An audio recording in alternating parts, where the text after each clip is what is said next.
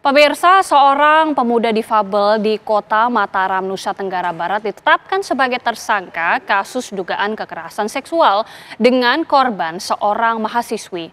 Sekilas tuduhan tersebut tidak masuk akal, mengingat tersangka mempunyai kekurangan fisik, tidak memiliki dua lengan sejak lahir.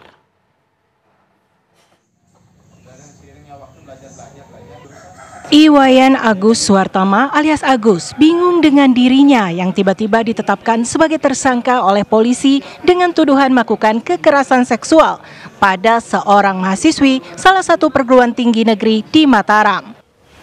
Agus memiliki keterbatasan fisik, tidak memiliki lengan alias buntung sejak lahir. Penetapan sebagai tersangka membuat ibu terduga pelaku tidak percaya. Lantaran untuk melakukan aktivitasnya sehari-hari, Agus harus dibantu oleh dirinya.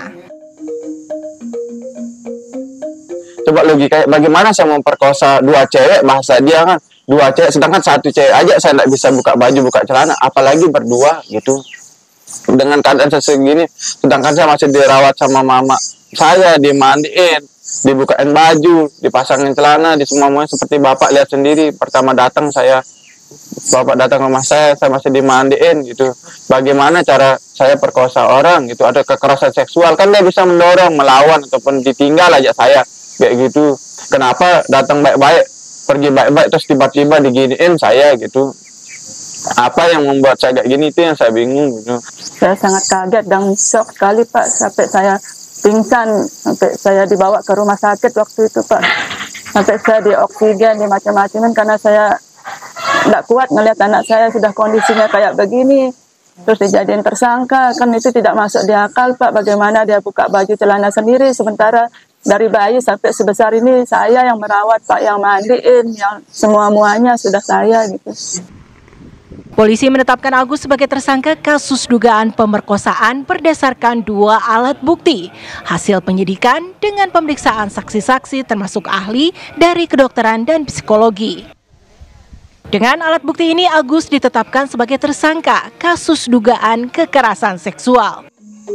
Namun, polisi tidak melakukan penahanan terhadap Agus lantaran mempertimbangkan sisi kemanusiaan dengan keterbatasan fisik tersangka.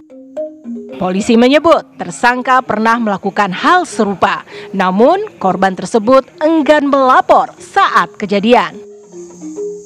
Sudah melakukan serangkaian kegiatan pemeriksaan saksi-saksi, kita juga sudah menghadirkan ahli yang kemudian berdasarkan kesaksian ahli tersebutlah kita meningkatkan status yang bersangkutan dari saksi menjadi tersangka.